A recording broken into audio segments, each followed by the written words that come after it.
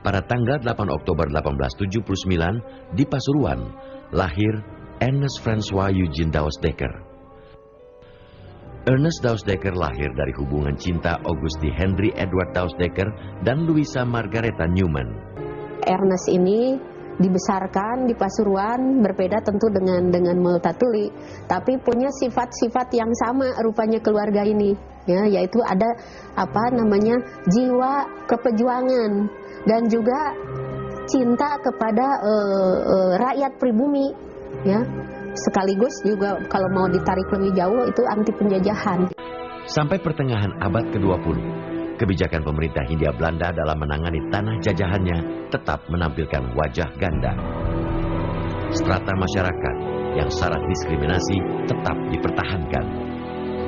Di sisi lain, mereka juga memperluas sektor pendidikan sebagai implementasi politik etis. Organisasi pun mulai bermunculan, diantaranya Budi Utomo dan Syarikat Islam. Namun, wajah pergerakan nasional berubah drastis ketika organisasi Indische Partai berdiri tanggal 25 Desember 1912 oleh 3 serangkai: Ernest Dausdekker, Cipto Mangunkusumo, dan Suwardi Suryaningrat.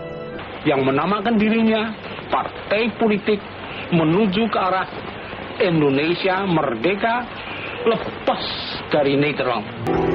Yang mengilhami Bung Karno itu adalah 3 serangkai ini yang berani menuntut kemerdekaan buat Indonesia. Itu nasionalisme yang asli. Belanda akan mengadakan peringatan besar-besaran di Indonesia, negara yang dia jajah, untuk memperingati 100 tahun kemerdekaan negeri Belanda lepas dari jajahan Prancis. Saya terangkan, saya nyatakan bahwa maksud Belanda untuk merayakan hari kemerdekaannya di Indonesia itulah suatu perbuatan yang tidak sopan. Nah, ini ditangkap Suwardi Suryaningrat. Sesudah itu lalu Dr. Cipto membuat juga karangan dimasukkan di dalam surat kabar yang sama seperti tadi Alfred Nederland itu. Judulnya itu Kracht of Fries. Kracht itu artinya kekuatan, Fries itu ketakutan. Ini kekuatan apa ketakutan? Karena apa? Untuk menangkap seorang Suwardi, Belanda itu telah mengerahkan 1.500 serdadu lengkap bersenjata. Kemudian awal Agustus, Dausdekker pulang dari lawatannya dari Eropa ke Indonesia, lalu di Bandung. Terus dia melihat, loh, teman-teman saya kok pada ditangkapi, itu ada apa? Terus dia cari, sesudah tahu masalahnya, lalu dia menulis juga karangan, dimasukkan di dalam surat kabar yang sama. Judulnya itu Onze Helden, Raden Masuwardi dan Cipto. Artinya pahlawan-pahlawan kita, Raden Masuwardi dan Cipto. Dausdekker lalu juga ditangkap. 3 serangkai ini dibuang ke Belanda adalah salah satu usaha dari pemerintah Belanda untuk menjauhkan ketiga pemimpin ini dari akar, dari grassroots-nya itu. Kalau dengan cara dibuang orang diharapkan kapok begitu, dan dia tidak akan punya pengikut.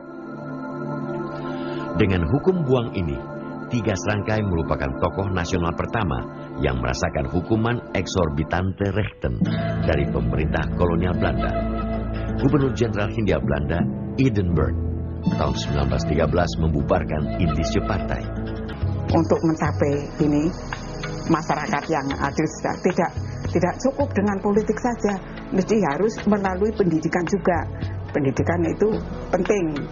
Lalu kemudian diajar, lalu mendirikan ini perguruan mahasiswa tahun 22. Dausdekker, di Bandung dia mendirikan nanti yang namanya Het Kesatrian Institute.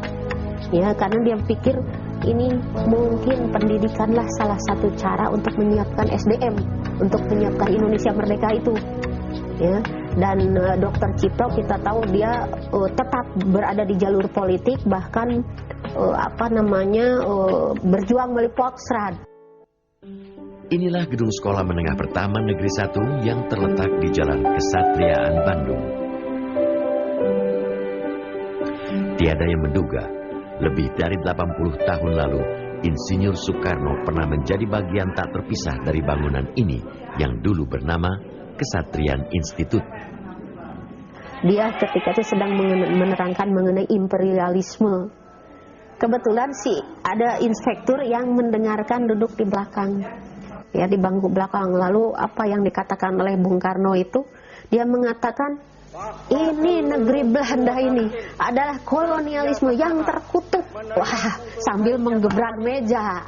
Setelah selesai jam pelajaran, maka dipanggillah oleh inspektur itu. Dia mengatakan, Raden Soekarno, Tuan bukan seorang guru, tapi Tuan seorang pembicara. Ya sudah, mati, berakhirlah karir jadi guru dari Bung Karno. Kita diajari juga bahasa Indonesia.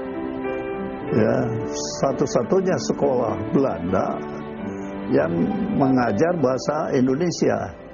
Yang ngajarnya itu Muhammad Natsir, yang kemudian jadi ketua umum Masyumi itu. Jenis pendidikannya itu ya disesuaikan dengan keperluan itu. Di situ ada sekolah, ada jurusan jurnalis, itu wartawan. Ada jurusan dagang, ada jurusan pendidikan guru, disatukan di dalam NHC itu. Ketika masa pendudukan Jepang, gedung Kesatriaan Institut tetap dipergunakan sebagai sarana pendidikan.